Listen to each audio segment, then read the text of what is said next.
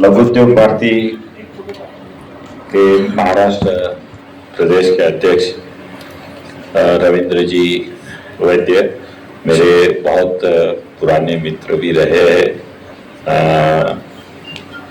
श्री भूषण जी मर्दे, रविंद्र जी सोनोने, दिनेश कुमार जी डोडा, समीर जी, नवनिर्वाचित अरविंद जी पवार, बाकी सभी लघु उद्योग भारती, मालेगांव, नासिक, जलगांव, सभी विभाग के मेंबर्स, सबसे पहले मैं बहुत बहुत शुक्रगुजार हूँ कि मुझे एक्चुअली यह सब्जेक्ट पे मार्गदर्शन करने के लिए बुलाया गया। मेरा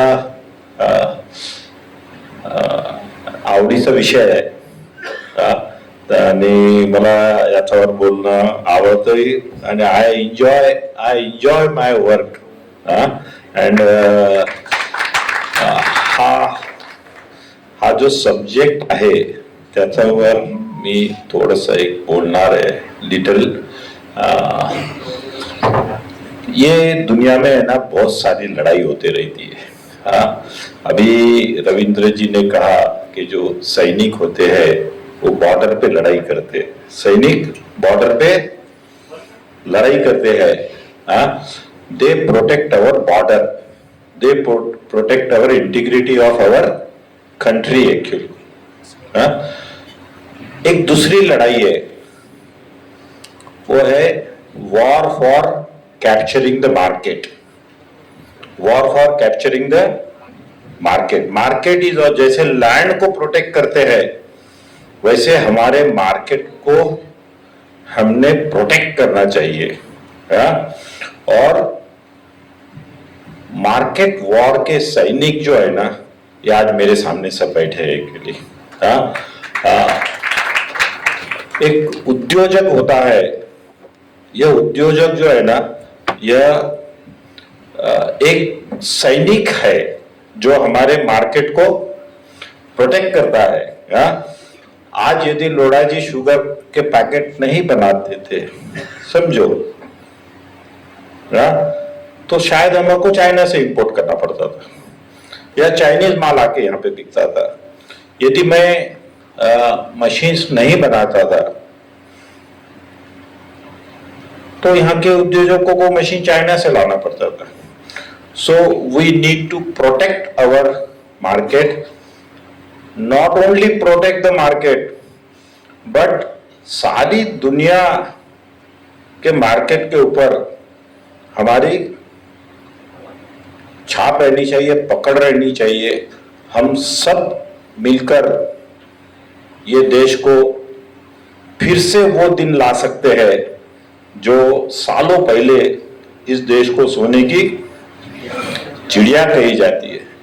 उद्योजकों को एक स्वार्थी आदमी, अपने पैसों के लिए काम करने वाला, कुछ तो भी गड़बड़ घोटाले करने वाला, ये नजरिए से नहीं देखना चाहिए। उद्योजकों को हमने वो नजर से देखना चाहिए कि ये हमारे मार्केट प्रोटेक्ट करने वाले ये सैनिक है, इनके बदौलत ही देश ऊपर आ सकता है। तो मालेगांव के और नासिक विभाग के सभी लघु उद्योगों का मैं तहे दिल से शुक्रिया अदा करता हूँ कि आज मेरे प्रेजेंटेशन के लिए आप थोड़ा समय दे रहे हैं, उसका धन्यवाद। नेक्स्ट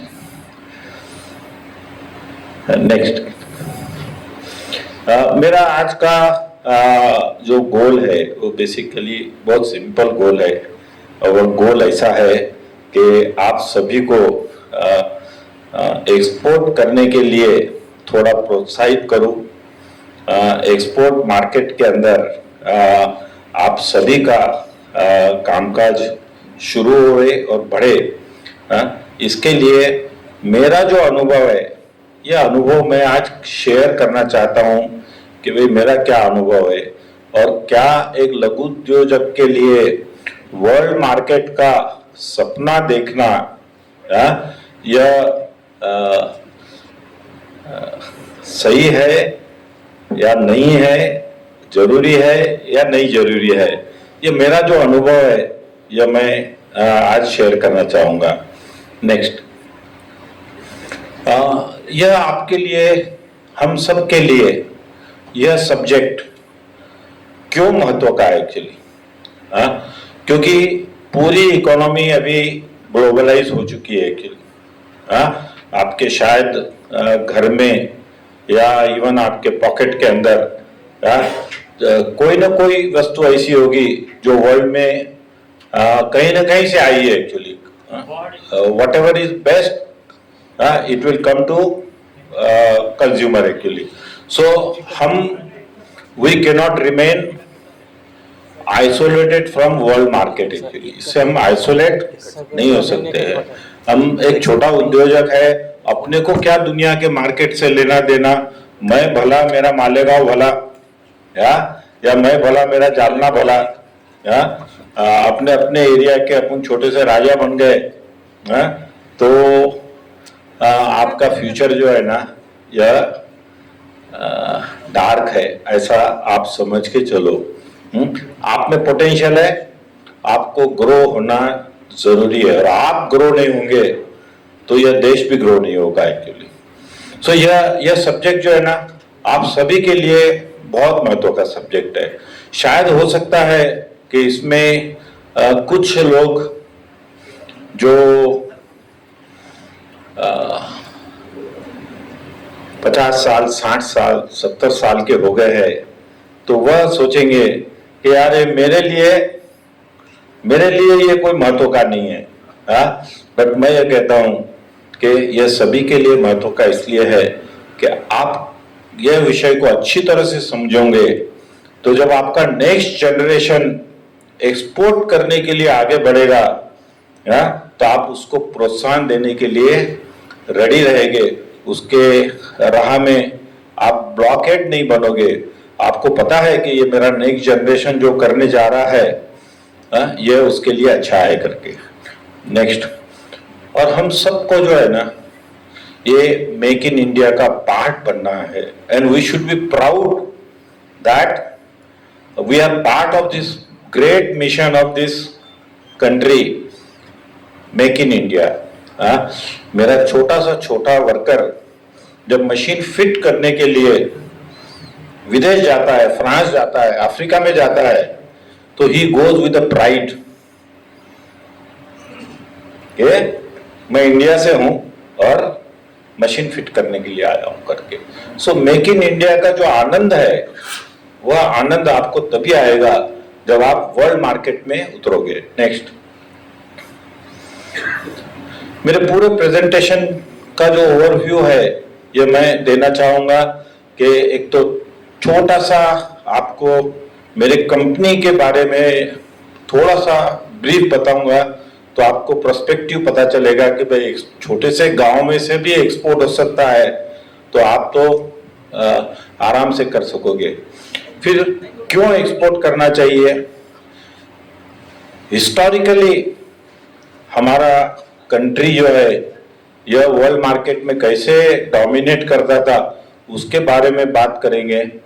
फिर है ना हर एक के माइंड में है ना कुछ तो भी मिथ भरे वाला है कि यार ये export is not my cup of T, यार ये मेरे काम का नहीं है, क्या it is beyond my reach, तो उस पे बात करेंगे। इंजीनियरिंग एक्सपोर्ट को हमारे देश से कितना पोटेंशियल है इसके बारे में बात करेंगे। फिर खाली बात नहीं करेंगे, हम ये देखेंगे कि हम ये अचीव करना है तो उसके लिए हमें क्या करना पड़ेगा, कैसे हम ये ब्रेकिंग द बॉर्डर जो है ये हम कैसे करेंगे, हम उसको कैसे एक्शन में लेके आएंगे, इसके ऊपर अपन थोड़ी सी बात करेंगे। थोड़ा सा मेरे कंपनी के बारे में बताऊंगा। नेक्स्ट, मैं जालना से हूँ, छोटे से गांव में, वहाँ पे एक छोटी गुजराती स्कूल है, गुजराती स्कूल में पढ़ लिख कर बड़ा हुआ हूँ। कोई मेरे पास हार्वर्ड्स की या यूएस की कोई डिग्री विग्री कुछ भी नहीं है। अपना औरंगाबाद के इंजीनियरिंग कॉलेज से मैंने ग्रेजुएशन किया। लार्सन टूब्रो करके जो मुंबई की कंपनी है, नेक्स्ट वो मुंबई के कंपनी में मेरा प्लेसमेंट हुआ। ट्रेनिंग इंजीनियर बोल के 4 साल मैंने वहाँ पर काम किया। और यह जो एक मल्टीनेशनल, एक अच्छी इंडियन मल्टीनेशनल कंपनी में काम करने का जो मुझे अनुभव मिला, वह अनुभव मुझे आज तक एक्चुअली काम आता है। और एक मेरा जो विजन बना कि भाई यदि हम कोई चीज में एक्सेल करते हैं तो we can win the world. So I really contribute that to this my company training. Next, कुछ स्टार्टिंग में 2-3 इंडस्ट्रीज मैंने शुरू की थी। जालना में आके कुछ जिग्स फिक्चर्स बना, ये करके देख, वो करके देख। ये सभी मेरे इनिशियल फेलियर हो गए। It did not work really well. And next, कुछ हमने रिलेज वगैरह बनाए, बट हर फेल्यूर में मैंने सीखा कि exactly what went wrong. Actually product अच्छा था, इंजीनियरिंग अच्छा था, सब कुछ अच्छा था, but there were some basic industry के कुछ प्रिंसिपल्स जो है वो फॉलो नहीं किए गए थे। So the unit fail. Next, और यह कुछ इनिशियल फेल्यूर्स होने के बाद, नेक्स्ट,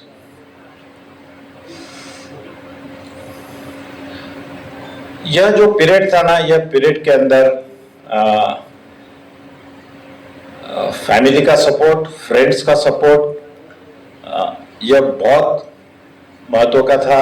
और बाद में मुझे ऐसा लगा कि यार मेरी स्ट्रेंथ जो है ना, वह स्पेशल पर्पज मशीन्स में स्ट्रेंथ है मेरी।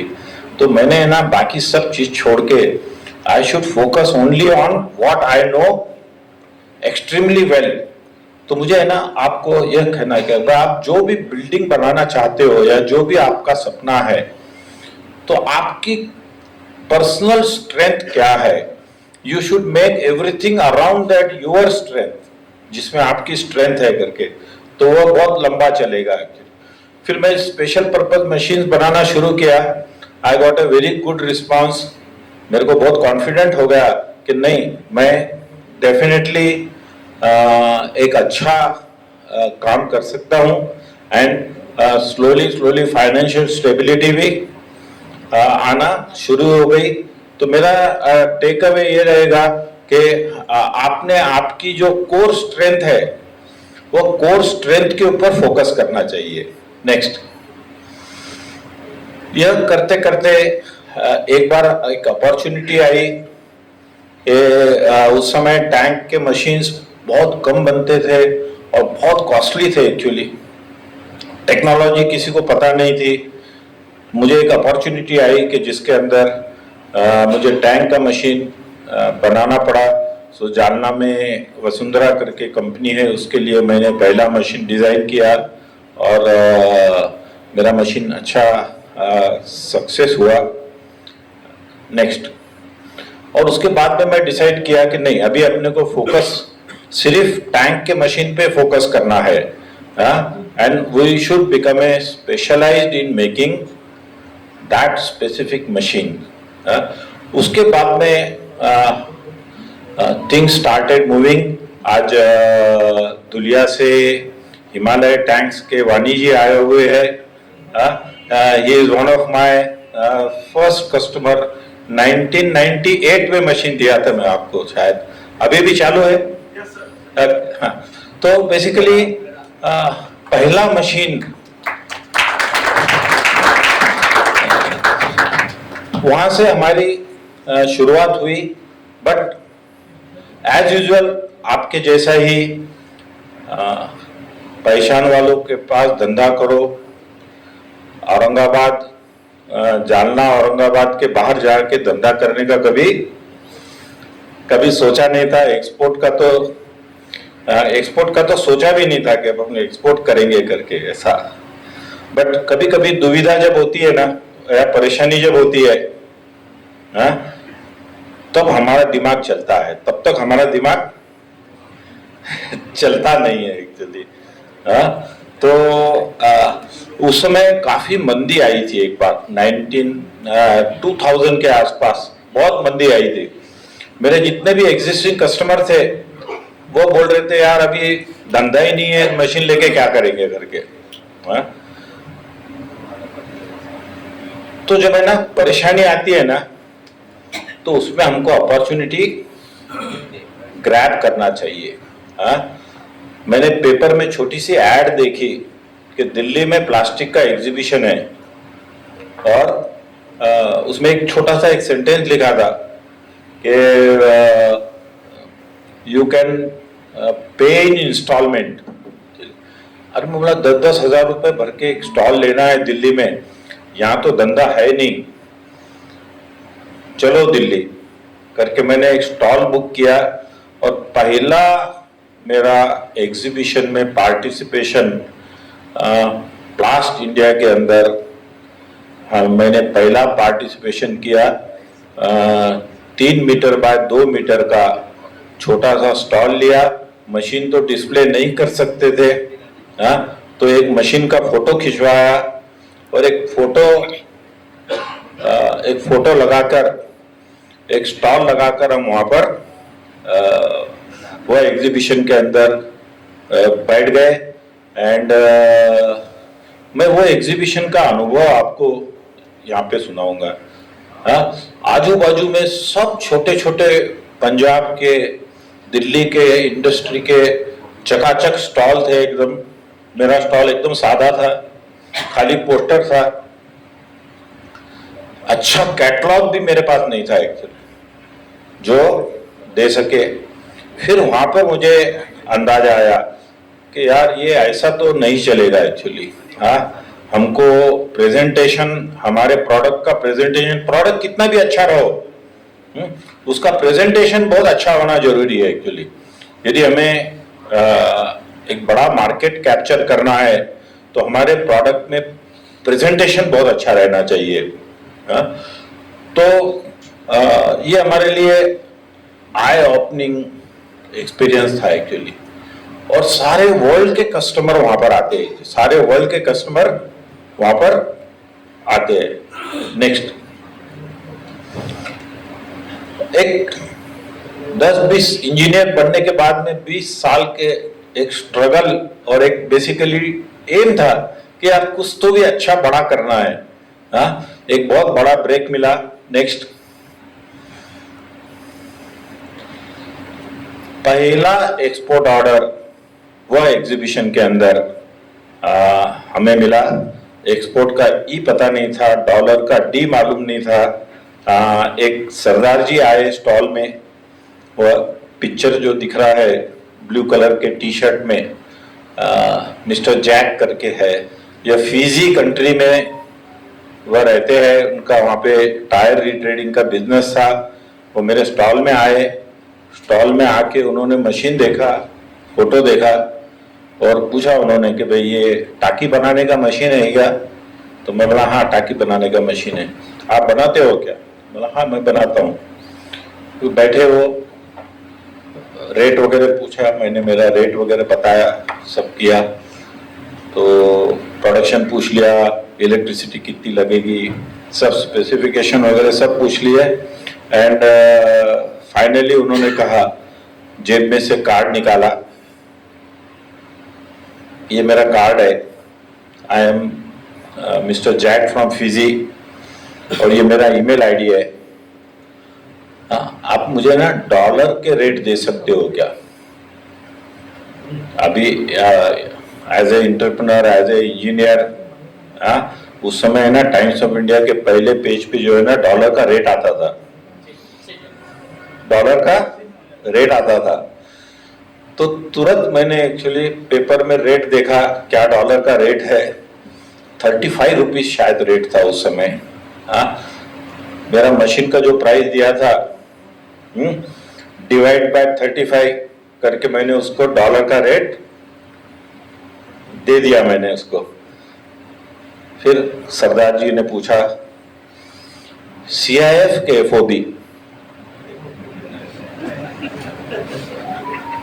फिर मैंने कहा कि मिस्टर जैक, आप बोलो तो सीआईएफ कर देंगे, आप बोलो तो एफओबी कर देंगे। ये एक्सपोर्ट का हमें ज्यादा कुछ पता नहीं है, आप बोलो वैसा हम करेंगे। He believed in me and he said कि मुझे ये ईमेल आईडी के ऊपर आप प्रोफॉर्मा इनवॉइस भेज दो, आपका ऑर्डर कंफर्म है, I will send letter of credit.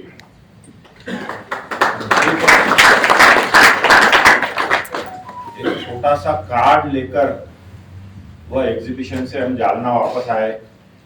उस समय जालना में इंटरनेट की फैसिलिटी नहीं थी, औरंगाबाद में इंटरनेट की फैसिलिटी थी। 3,000 रुपए के अंदर 100 आवर्स का BSNL का एक पैकेज आता था। वह पैकेज लिया, नूतन कॉलोनी में ऑफिस था, वह पैकेज लेकर जालना से ISD से डायल करना पड़ता था।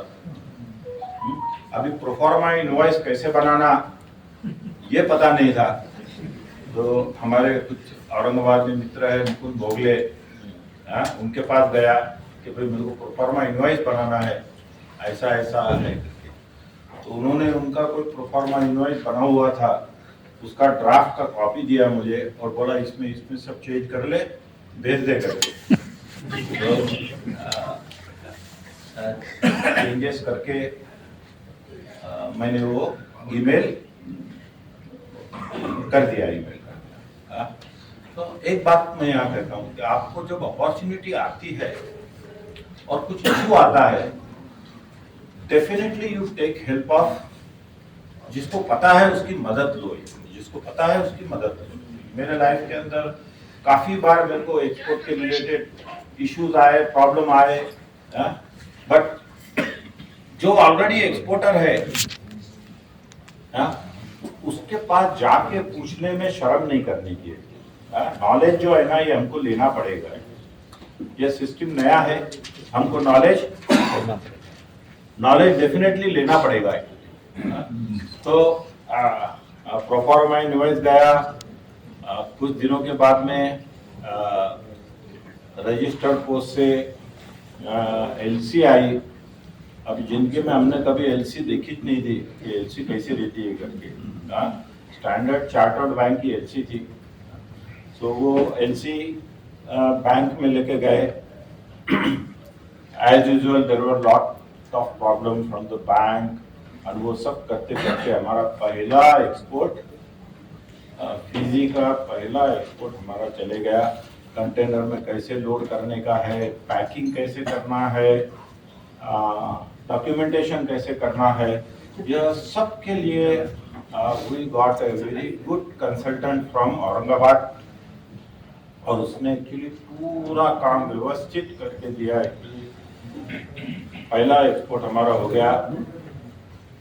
उसके बाद से हमने कभी भी पीछे मुड़ के देखा नहीं। कभी भी हमने ये नहीं सोचा कि यानी हमने यही सोचा कि now world is our playing field. Actually world is our playing field. Again यहाँ पे एक चीज बताऊंगा मैं कि एक्सपोर्ट की प्रोसीजर्स वगैरह करने के लिए एक अच्छा एजेंट, प्रोफेशनल, जैसे हम CA के सलाह लेते हैं, इनकम टैक्स की सलाह लेते हैं, तो ये इसमें पैसे बचाने का काम नहीं करने का है। प्रोसीजर जो है ये एक्सपर्ट के मार्गदर्शन में ही करना चाहिए। 2001 में पहला मेरा एक्सपोर्ट हुआ। उस दिन जो मेरा क्लियरिंग फॉरवर्डिंग एजेंट था, आज तक एक्चुअली वही एजेंसी मेरे लिए काम कर रही है। मैंने ये पूरे इसके अंदर I never went two port, कभी मैं पोर्ट गया नहीं हूं। कभी मैंने कस्टम ऑफिसर का चेहरा देखा नहीं है कि भाई ये कस्टम ऑफिसर है। मेरे गेट से कंसाइनमेंट जाने के बाद में मेरा C&F जो है ही टेक्स केयर ऑफ एवरीथिंग। तो हमको एक्सपोर्ट के लिए प्रॉपर एजेंसीज की मदद हरदम लेनी चाहिए। सब काम मैं करूंगा ये इसके चक्कर में नहीं जाना। अपना काम है, we are expert in making machine, हम मशीन बनाने के एक्सपर्ट है। तो हमें हमारी एक्सपर्टीज जो है इसी के ऊपर फोकस करना चाहिए। There is lot of good consultant available everywhere. हमको उनका गाइडेंस लेना चाहिए।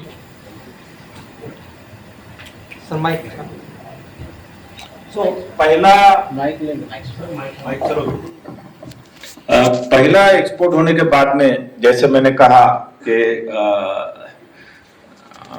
कुछ लर्निंग्स जो है पहला एक्सपोर्ट करने के बाद में, उसकी मेरी एक स्लाइड है कि क्या क्या लर्निंग जो है ना पहले एक्सपोर्ट में हुई।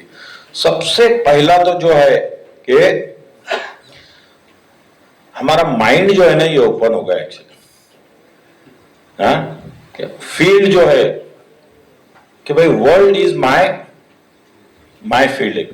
जैसे अभी रविंद्र जी बता रहे थे कि मेरे इसमें एक मैप लगा है, वो मैप जो है उसमें आपने 70 पिन्स देखी, आपने 70 पिन्स देखी। बट रविंद्र जी, मेरे ऑफिस में जितने भी लोग आते हैं ना वो पिन देखते हैं और मैं खाली जगह देखता हूं।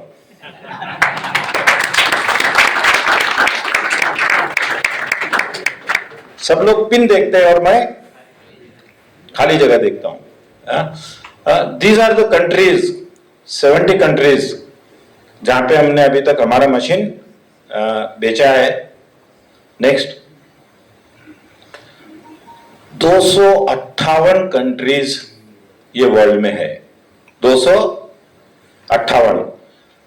188 कंट्री अभी बाकी है, 188 कंट्री अभी हमारे बाकी है। मेरे ख्याल से मेरे को जब जब भी कहा कि ये 70 कंट्रीज में एक्सपोर्ट करते हैं तो आपने सबने तालियां बजाई। मेरी कॉलर भी टाइट हो गई एक्चुअली, इसमें तो कोई डाउट नहीं है। ऐसी ही टाइट कॉलर लेके मैं एक बार चाइना गया था। चाइना में हमारा एक कॉम्पिटिटर है, उसको मिलने गया था। उसको मिला मैं, अब वो उसको अंग्रेजी नहीं आती थी, मुझे चाइनीज नहीं आती थी। तो एक लेडी उसने अपॉइंट करके रखी थी जो हमारे दोनों के बीच में इंटरप्रेट कर रही थी एक्चुअली। तो मैंने थोड़ा सा मेरे अहंकार में बोलो या कॉलर टाइट करते करते मैंने कहा वो लेडी को कि भाई हम 70 कंट्रीज में एक्सपोर्ट करते हैं, आपका कितने कंट्री में एक्सपोर्ट है? तो उसने चाइनीज में कुछ तो भी बोली उसको, और उसका जवाब यह आया कि I did not understand your this thing. तो फिर मैंने फिर से एक्सप्लेन किया कि हम 70 कंट्रीज में एक्सपोर्ट करते हैं, आप कितने कंट्री में एक्सपोर्ट करते हैं? फिर उसका जवाब यह आया, हम तो सारी दुनिया में करते हैं,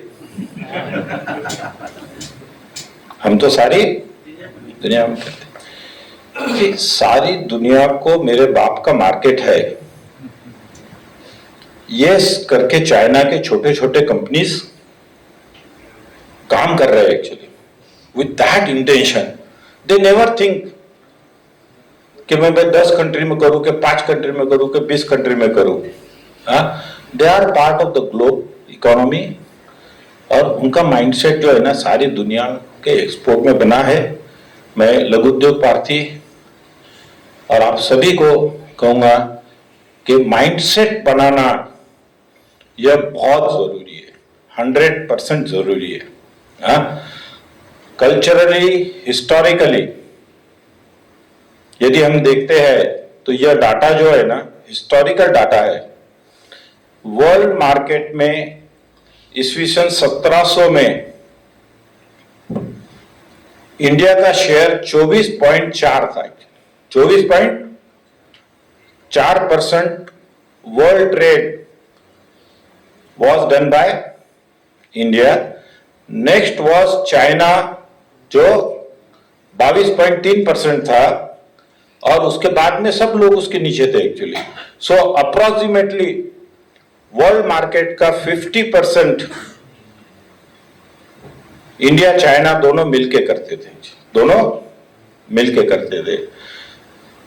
24% से 2-2.5% के ऊपर हमारा देश आज आ चुका है, और यह आज के भी इंडिया के एक्सपोर्ट के अंदर स्मॉल स्केल इंडस्ट्रीज का कंट्रीब्यूशन इज मोर देन 40%।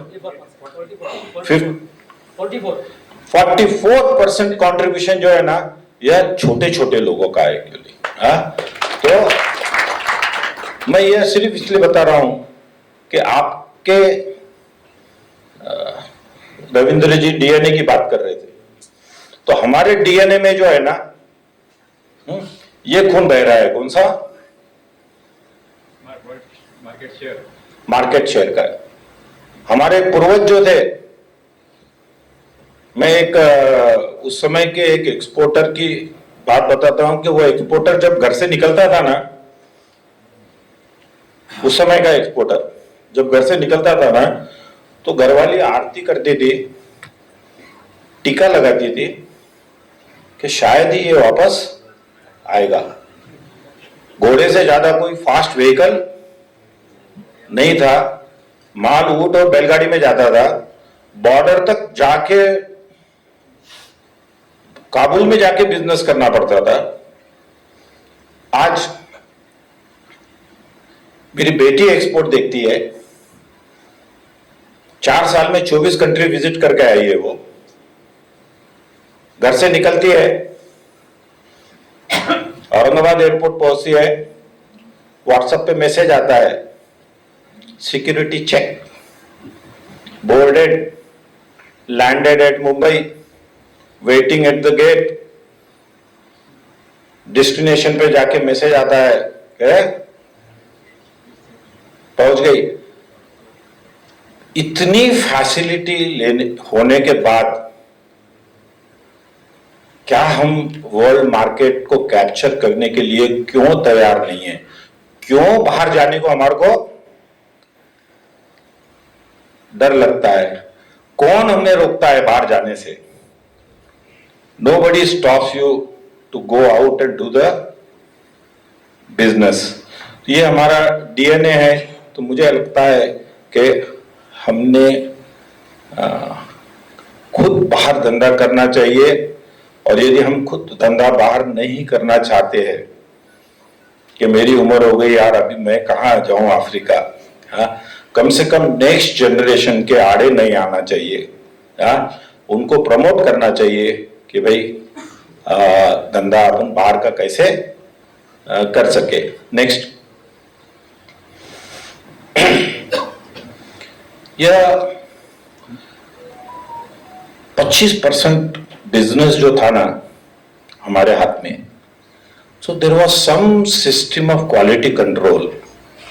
उसके बिना हम वर्ल्ड डोमिनेट नहीं कर सकते।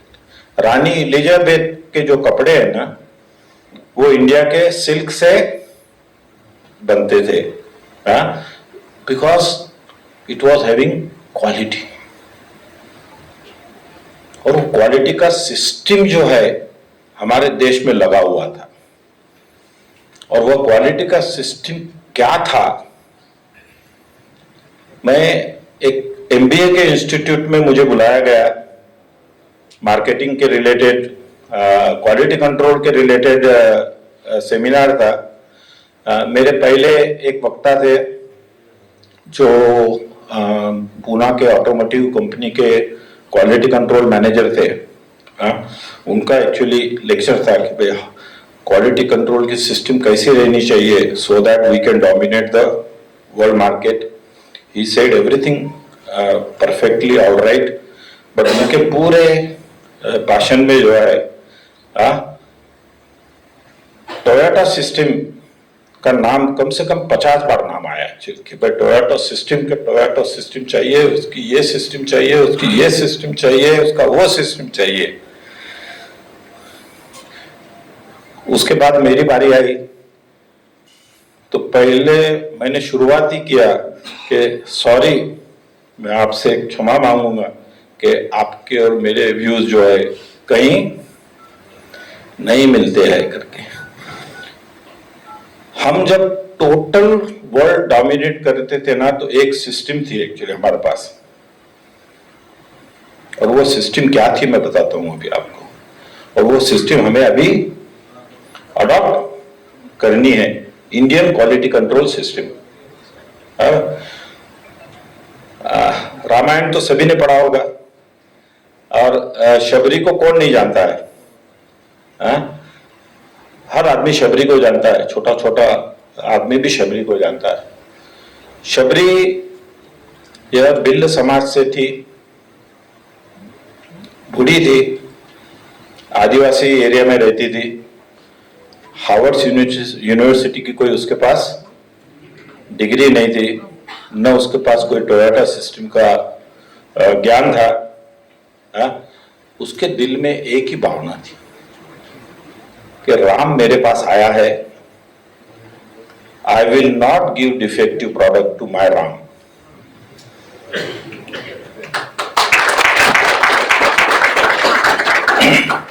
त्या काळाची, उस समय की वर्ल्ड की best quality control system, zero defect quality control system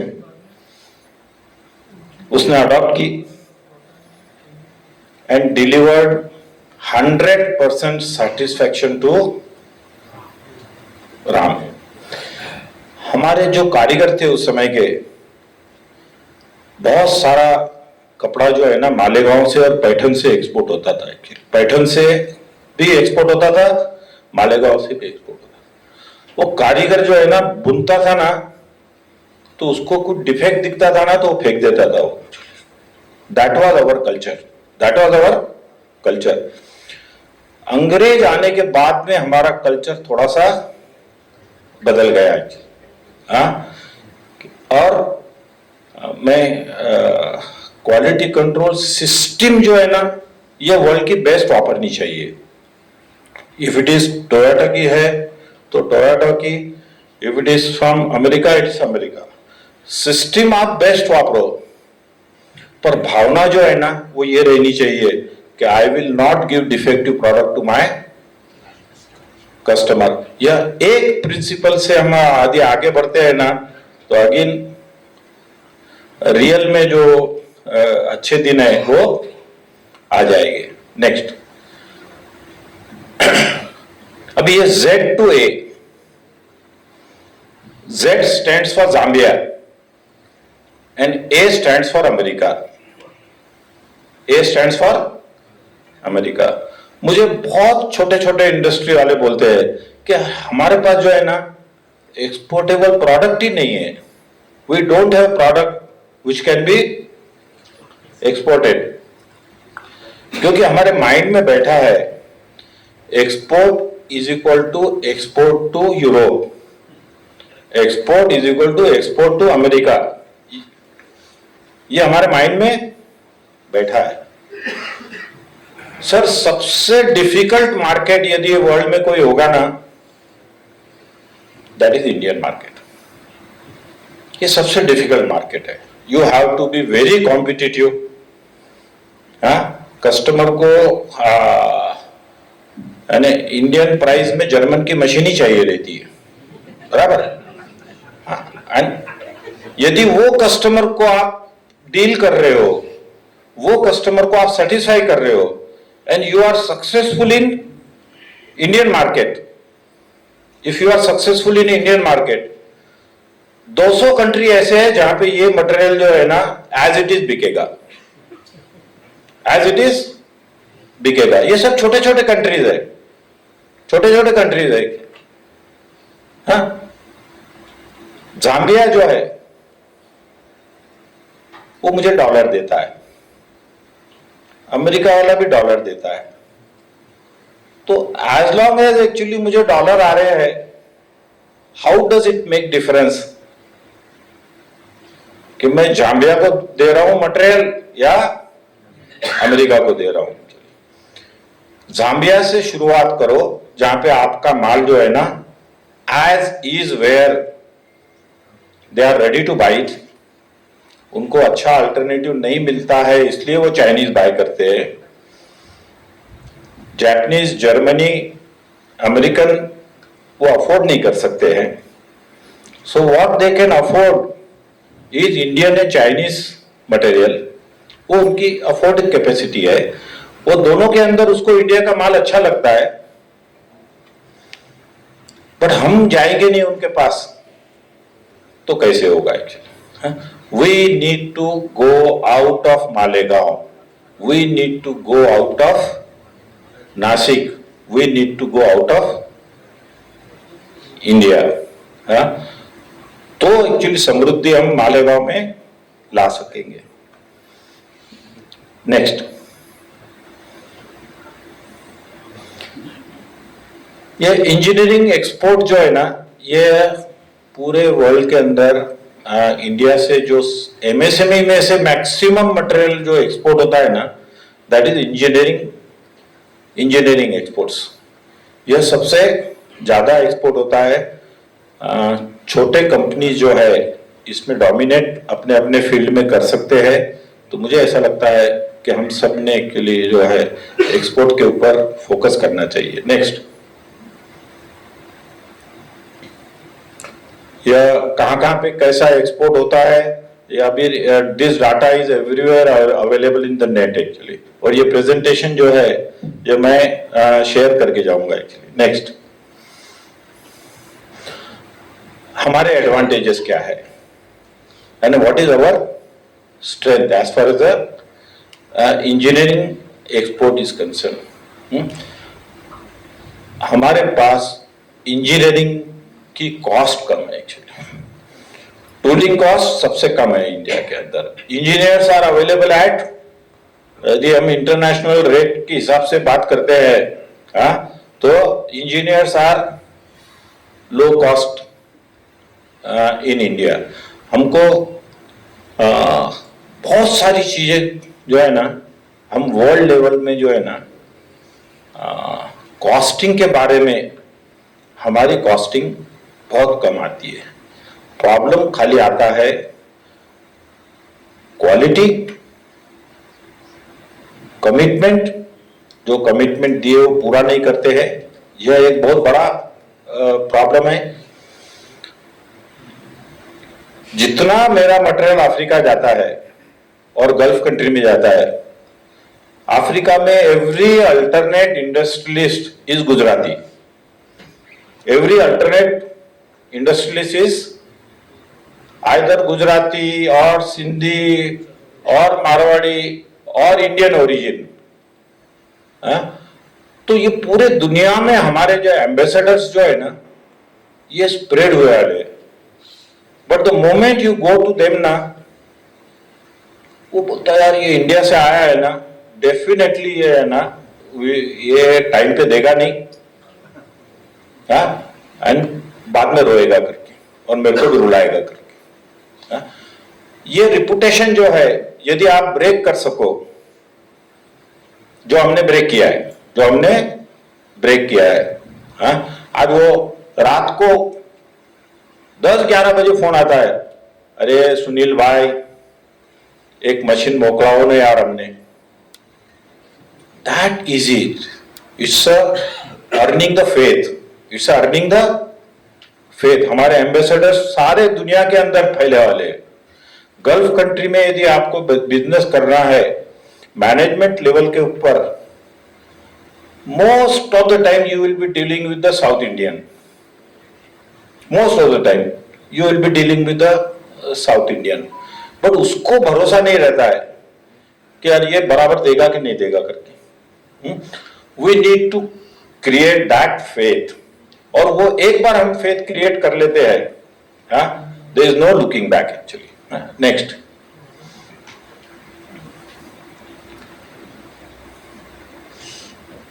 हमारे एरिया का जो ये स्लाइड पे मराठवाड़ा लिखा है, बट देन हमारा एरिया जो है सेम एरिया है। We have a huge pool of technical man power. आज जालना से बोलो, औरंगाबाद से बोलो, जलगांव से बोलो, मालेगांव से बोलो, नासिक से बोलो, इतने अच्छे टेक्निकल टैलेंट, अच्छा वर्ल्ड क्लास जॉब नहीं रहने के कारण they are moving to Pune, they are moving to Mumbai, they are moving to और हम खाली बोलते रहते हैं कि भाई ये सब टैलेंट ड्रेन हो रहा है, टैलेंट ड्रेन हो रहा है, टैलेंट ड्रेन हो रहा है। Everybody needs a good work in their home town. यदि उसके होम टाउन में उसको रेस्पेक्टेबल अच्छा डॉलर पेइंग जॉब मिलता है, तो क्यों एक्चुअली बैंगलोर के एक आधे छोटे अपार्टमेंट में जाके फैमिली से इतना दूर क्यों रहेगा करके। तो और क्यों एक्चुअली आईटी इंडस्ट्री ने पूरा मैन पावर खींच लिया actually, because they earn dollar, they pay dollar, simple, no way out. They earn dollar, they can pay dollar. If we earn dollar, we should pay dollar. तो वो बैंगलोर क्यों जाएगा actually? नहीं जाएगा actually. If you keep on catering to only Indian market, for sure, Indian market बहुत competitive है। हमारा भी एक्चुअली आधा एक्सपोर्ट है, आधा इंडियन मार्केट है। Indian market is really competitive market, और यह जो कॉम्पिटिटिव मार्केट है, इसमें रहने के कारण वी हैव बिकम इफिशिएंट, और वो जो इफिशिएंट हम इंडियन मार्केट के कारण बने हैं, उसको हमको इंटरनेशनल मार्केट में कैपिटलाइज करना जरूरी है। यह स्पेसिफिक जालना का क्या पोटेंशियल है उस पे है। आपका जो एरिया है इसका क्या पोटेंशियल है, इसका मेरे ख्याल से लघु उद्योग भारती ने अपने अपने एरिया का पोटेंशियल जो है यह स्टडी करना चाहिए। नेक्स्ट,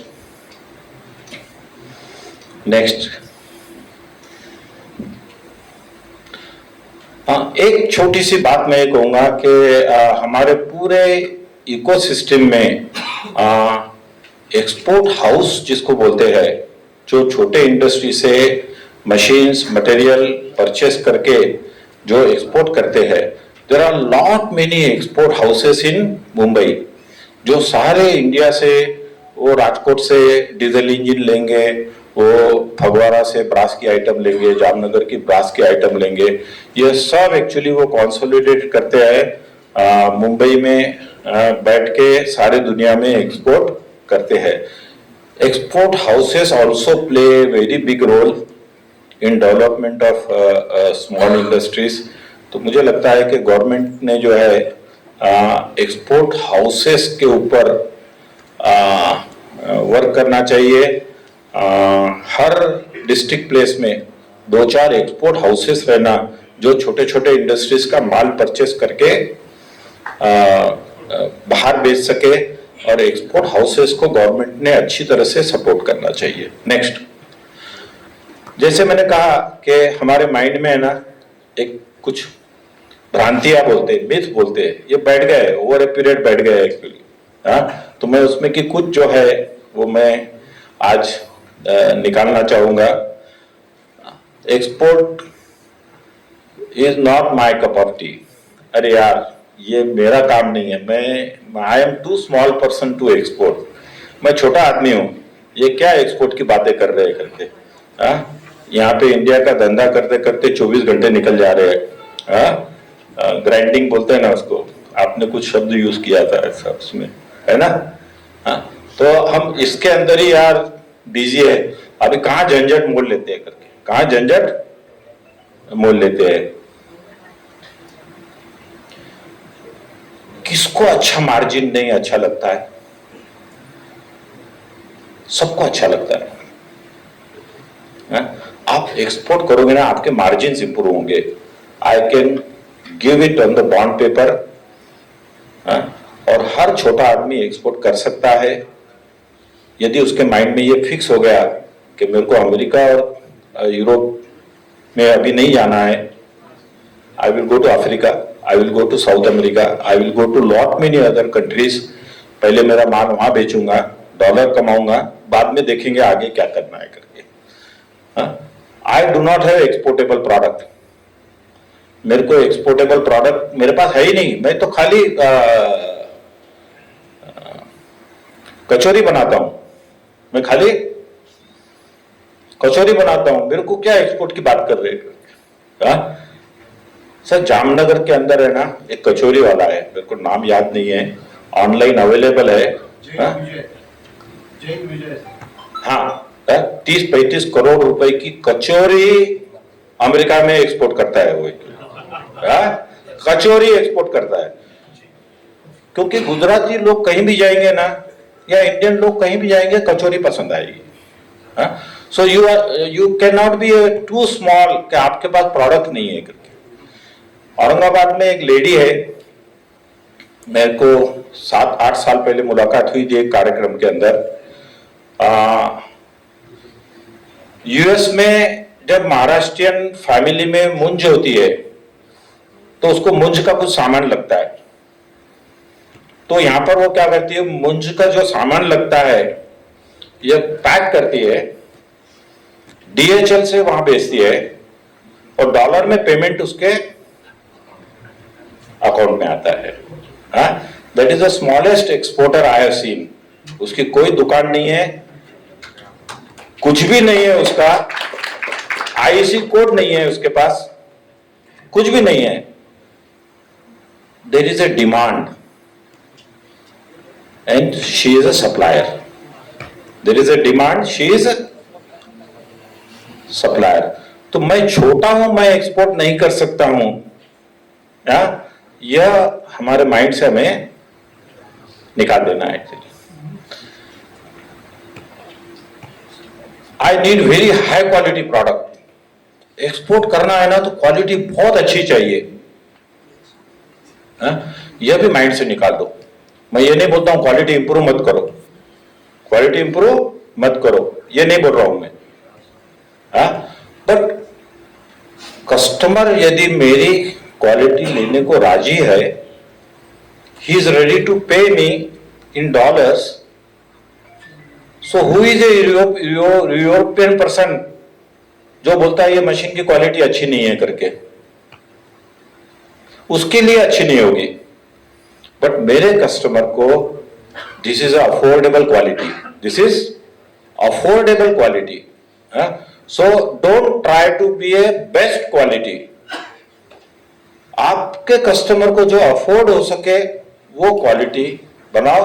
और यदि जैसे मैंने 2-4 बार शब्द यूज किया कि यदि आप इंडियन कस्टमर को सेटिस्फाई कर रहे हो तो आप 200 कंट्री के कस्टमर को आप सेटिस्फाई करने के काबिल ऑलरेडी बन चुके हो आप actually. Export is to risky, बहुत रिस्की है सारा एक्सपोर्ट। कई एग्जाम्पल देते हैं कि वो डूब गया, वो डूब गया, ये डूब गया करके।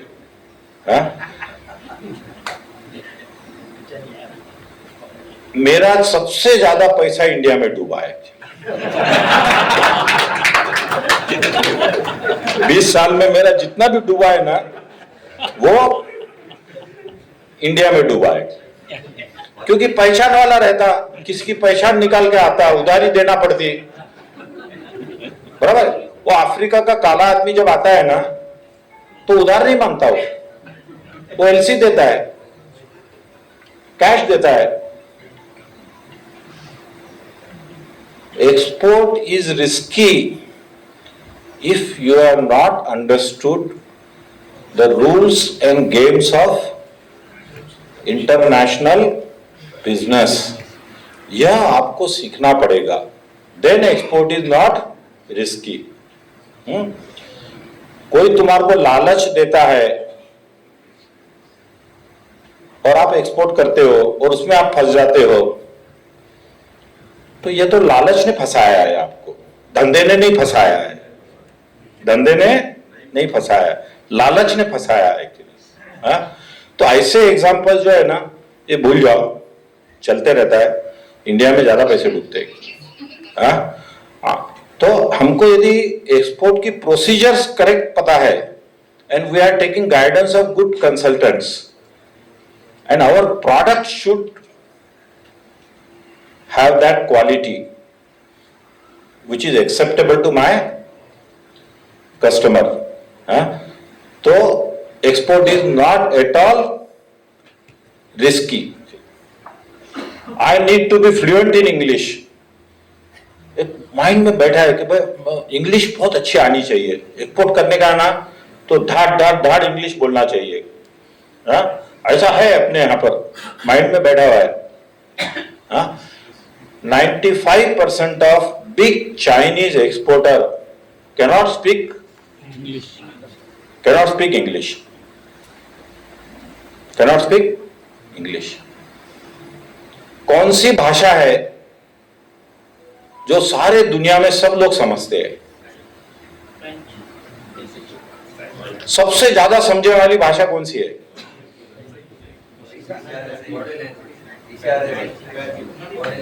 थोड़ा बराबर है वो। देखो, प्रॉफिट की भाषा सबको समझती है,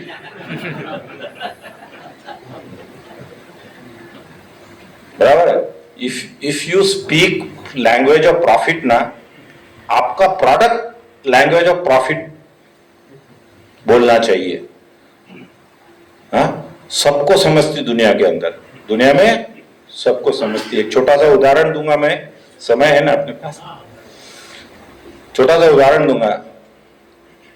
पहली बार चाइना विजिट गया था मैं एग्जीबिशन देखने के लिए।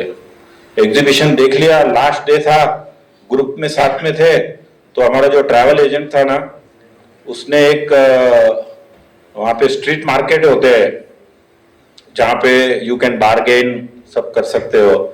तो वहां पे बस ले जाके खड़ी कर दिया कि आपको क्या खरीदी करने का है कर लो करके।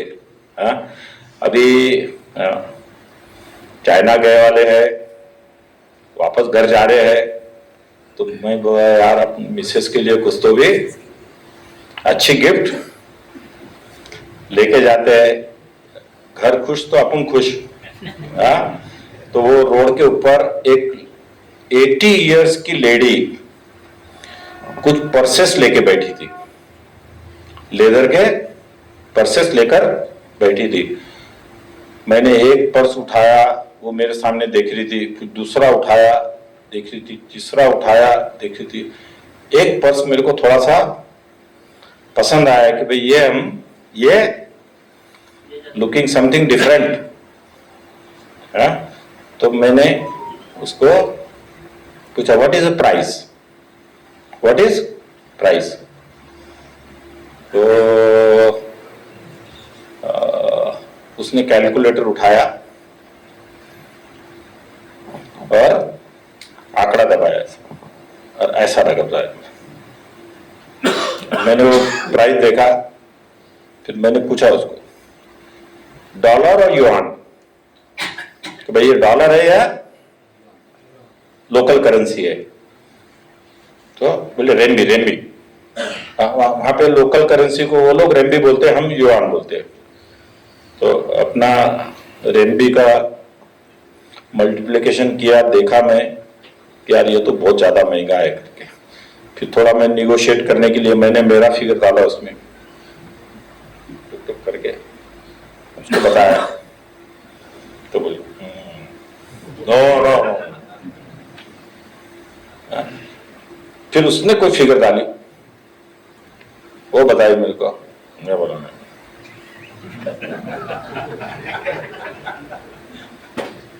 फिर मैंने एक फिगर डाला, उसको दिया, यस। उसने फटाफट पैक करी, मैंने पैसे दिया। देखो, उसको मेरी लैंग्वेज नहीं आ रही थी, मुझे उसकी लैंग्वेज नहीं आ रही थी। मुझे उसके प्रोडक्ट में प्रॉफिट दिख रहा था कि यार ये चीज अच्छी है करके, हाँ, और उसको मेरे जेब में पैसे है ये महसूस हो गया था कि इज रियल बायर, तो बिजनेस हो गया, बिजनेस हो गया। आपका प्रोडक्ट जो है यह कस्टमर के लिए प्रॉफिट की लैंग्वेज बात करता है या नहीं करता है, that is more important than you knowing the English. I am too busy serving local market. ये बहुत लोग बोलते हैं यार लोकल मार्केट अभी है ना बहुत अच्छा चल रहा है मेरा लोकल मार्केट, मैं लोकल मार्केट में बिजी हूं करके। तो अगेन यदि आपको सही में प्रॉफिट कमाना है तो आपको एक्सपोर्ट मार्केट में जाना पड़ेगा।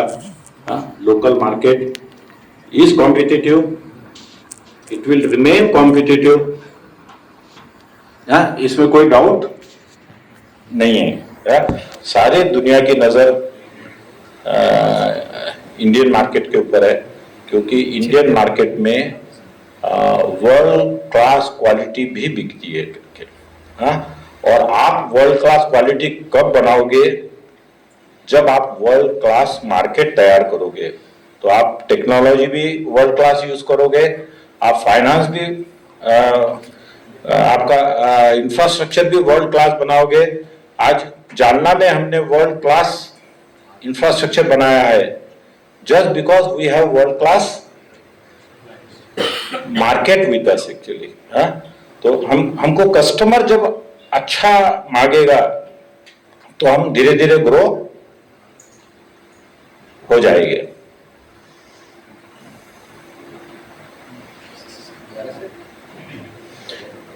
समय कितना है? 5 मिनट में फिनिश कर दूं।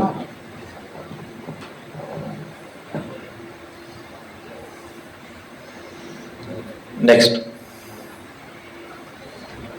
अभी मेन मुद्दे पे आते हैं कि एक स्मॉल स्केल इंडस्ट्री ने ये कैसे करना चाहिए, ये कैसे करना चाहिए।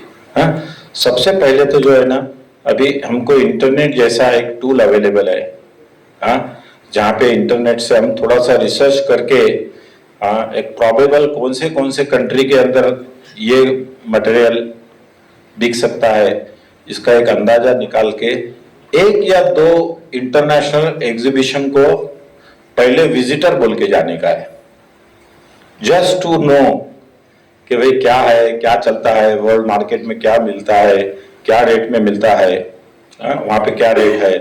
तो 1-2 एग्जीबिशंस या तो आप अटेंड करो या तो आपके नेक्स्ट जनरेशन में या फैमिली के अंदर किसी एक आदमी को जो है ना एक्सपोर्ट के लिए डेडिकेट कर दो एक्चुअली। उसको बोलने का यार एक साल में 2-3 एग्जीबिशन तो खाली जाके घूम के आ जा, कुछ 2 पैसा नहीं भी कमाया तो कोई हरकत नहीं है। तो विजिट करना चाहिए, उसके बाद में पार्टिसिपेट करना चाहिए, उसके बाद में है ना 1-2 एग्जीबिशन टारगेट करना चाहिए कि मेरे प्रोडक्ट का गल्फ के अंदर कौन सा अच्छा एग्जीबिशन होता है, वो पार्टिसिपेट करना चाहिए। आपके गांव के या कहीं के जो एनआरआईज है, वो जब भी गांव में आते हैं ना, उनके साथ नेटवर्किंग करो, उनको पूछो कि भाई ये मेरा प्रोडक्ट वहां पे कहाँ बिक सकता है, कैसा बिक सकता है, व्हाट इज रिक्वायरमेंट। उनके साथ संपर्क में रहो एक्चुअली, एनआरआई के साथ में संपर्क में रहो। हम खर्चे का हिसाब हरदम रखते हैं, तो एग्जीबिशन में पार्टिसिपेशन का खर्चा देखते ही एक्चुअली हम मना कर देते हैं। So this is not a expense, this is investment. This is exhibition का खर्चा जो है ना, ये एक्सपेंस नहीं है, ये इन्वेस्टमेंट है। हम कार लेते समय भाई यहां से जालना में एम्बेसडर में भी जा सकता हूं गाड़ी में, बराबर, but then I buy Toyota car. तो वैसे है ना, कुछ इन्वेस्टमेंट हमको जो है ना हमारे बिजनेस के लिए करना पड़ेंगे। And one of the long term investment is participating in international exhibitions actually, that is investment. उसके रिटर्न्स जो है ना आएंगे। एक एग्जीबिशन में जाने के बाद में 8 लाख का खर्चा हुआ और एक भी ऑर्डर नहीं आया, हा? और उसको फुल स्टॉप कर दो अभी, हा? फिर ऐसा करेंगे ना तो आपको लॉन्ग टर्म बेनिफिट कभी नहीं मिलेंगे। Next, use of technology. अभी टेक्नोलॉजी इतनी अवेलेबल हो गई है, आप टेक्नोलॉजी यूज करके भी आप मार्केट का अंदाजा लगा सकते हो। नेक्स्ट जनरेशन जो है यह टेक्नोलॉजी यूज करने में बहुत एक्सपर्ट है, उनको एक्चुअली काम पे लगाओ कि भाई ये मार्केट का जो सर्वे है उनको करने को लगा। नेक्स्ट, यह जो एक है ना, मैं बचपन से ये भारत का नक्शा उतारते आया हूं, स्कूल पीरियड से। वो उतार के मेरे माइंड में जो है ना वो नक्शा फिट बैठ गया वाला है। But that is political border, that is political border, that is not economical border. China वाला यहां पे आके बेच सकता, मैं भी चाइना को बेच सकता हूं। There is no border. हमारे इकोनॉमिकल बॉर्डर जो है ना वो है कौन सी, इस दुनिया के कोई भी कंट्री में जाकर हम बेच सकते हैं और कोई भी कंट्री से हम कोई माल मंगा भी सकते हैं, बेच भी सकते हैं। हमारे माइंड में ही हमने बैरियर डाल के रखा है, माइंड में बैरियर डाल के रखा है।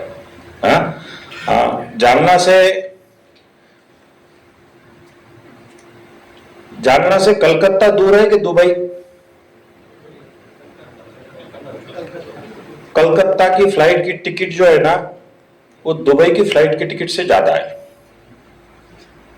दुबई की फ्लाइट की टिकट से ज्यादा है। कलकत्ता जाता हूं मैं तो 2.5 घंटे की फ्लाइट है, मुंबई कलकत्ता। मुंबई से दुबई जाते हैं तो सवेरे 7 बजे निकले ना तो वहां पे 7:30 बजे पहुंचते हो आप।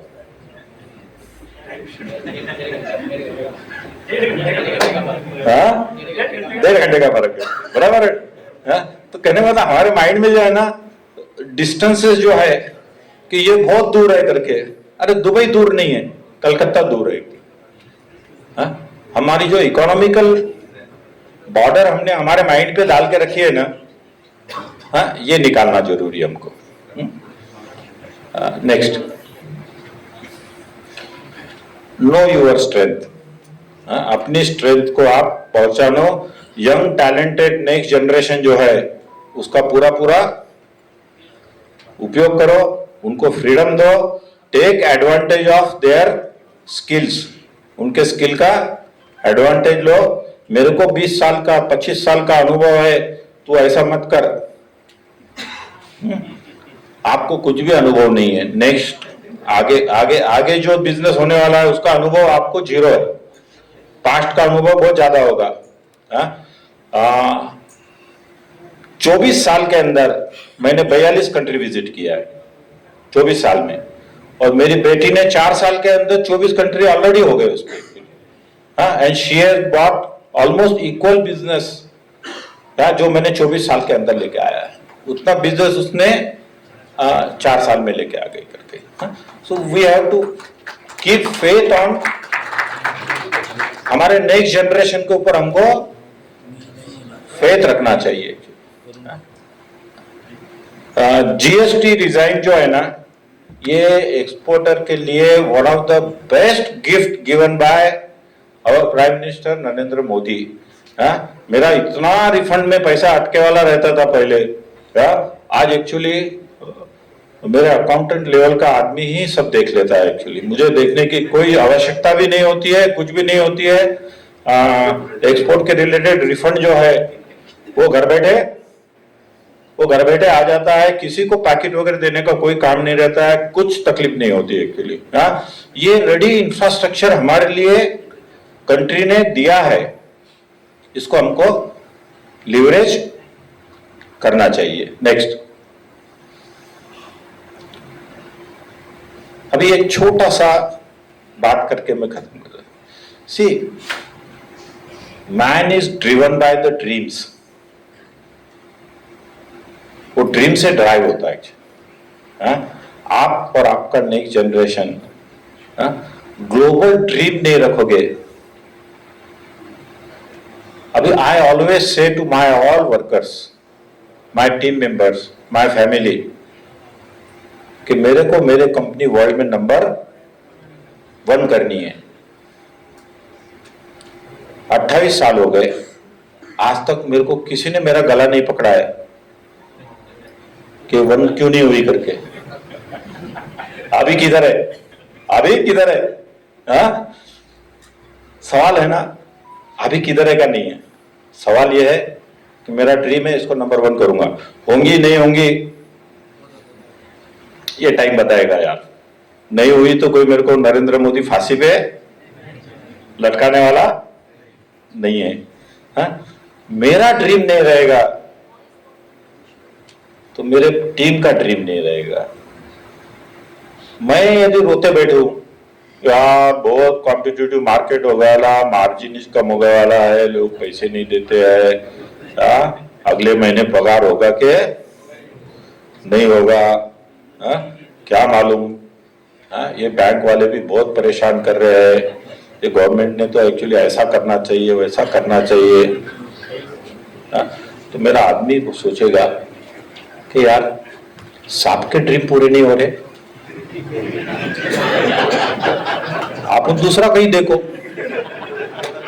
बराबर। We have to be dream merchant, we have to be dream merchant. हमने अच्छा ड्रीम रखना चाहिए, अच्छा ड्रीम रखना चाहिए। Next sir, make in India. Thank you. एक 2 मिनट। तूफानों से निकाले कश्ती, पत्थर से निकाले पानी। तूफानों से निकाले कश्ती, पत्थर से निकाले पानी। अपने दृढ़ संकल्पों से नव आदर्शों की लिखे कहानी। अपने दृढ़ संकल्पों से नव आदर्शों की लिखे कहानी। धन्यवाद Shri Sunil ji Rai Tatta, India one of the largest exporter. आपने हमको प्रोत्साहित किया, हम आपको आश्वासित करते हैं हम सभी में जो उपस्थित उद्योजक हैं यहाँ पे, उनमें से भी कई सारे एक्सपोर्ट के अपॉर्चुनिटीज ग्रैब करेंगे और अपना एक्सपोर्ट अन्य देशों में करने के लिए कोशिश जरूर करेंगे।